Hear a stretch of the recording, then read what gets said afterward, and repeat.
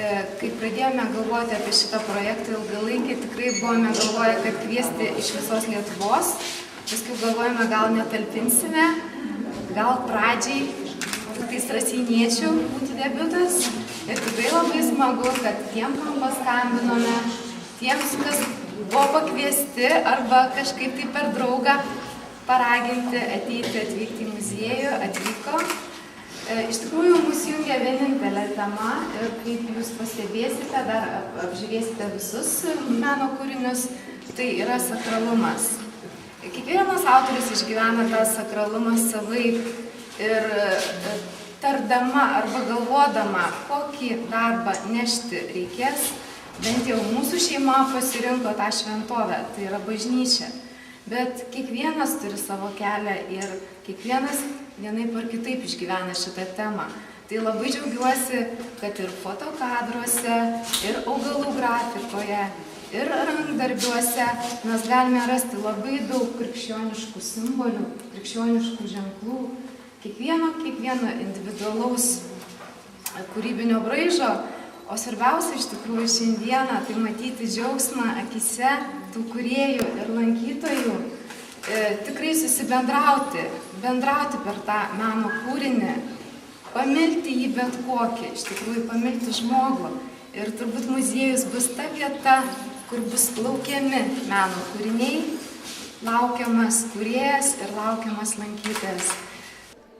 Gintarė, šiandieną paroda muziejuje Sakrali Žemaitija. Tai kaip ir paroda, kaip ir projektas, kurio organizatorė pagrindinė buvote jūs. Plačiau apie patį projektą, kada jis pradėtas ruošti, kaip kilo tokia idėja?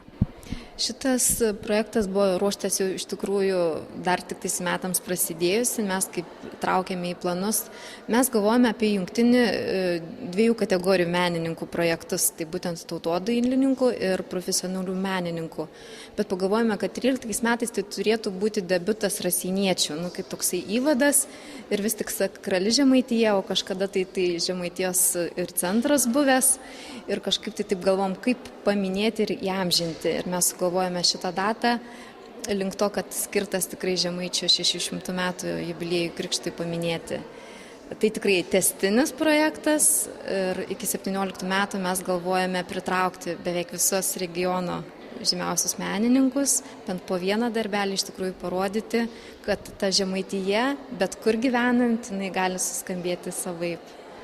Tema yra iš tikrųjų sakralumas. Kaip kiekvienas autorius žiūri į tą tikėjimą, jeigu kiekvienas mato savaip tą trapų gyvenimą ar krikščionišką ženklą, simbolį, tarkim, rankdarbiuose jis matomas amatininko akimis, o kūrėjo, tapytojo ar grafiko akimis tai yra potėpis ir vėlgi mes matome spalvą.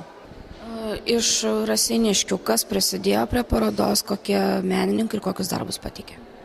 Iš tikrųjų buvo pakviesta daugiau kaip 40 autorių, atsiliepė 23 autoriai iš Lietuvos, tikrai labai aktyviai dalyvavo Sodžius, tai yra Raseinių menininkų bendrija Pegasas ir laisvieji menininkai, fotografai iš tolimiausių kraštų, tai yra Ukmergė, Kretinga, taip pat prisijungė ir iš Kelmės viena mergaitė.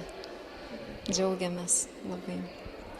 Šita paroda bus mėnesį, kaip ir visuomet, iš tikrųjų labai didelį lankytojų pageidavimą mes pratęsėme laiko tarpą, bet ir mokytojai, ir mokiniai, ir bus tikrai labai gražios kalėdos, šeimos gali aplankyti ir tikrai pasidžiaugti gražia sakralia kūryba.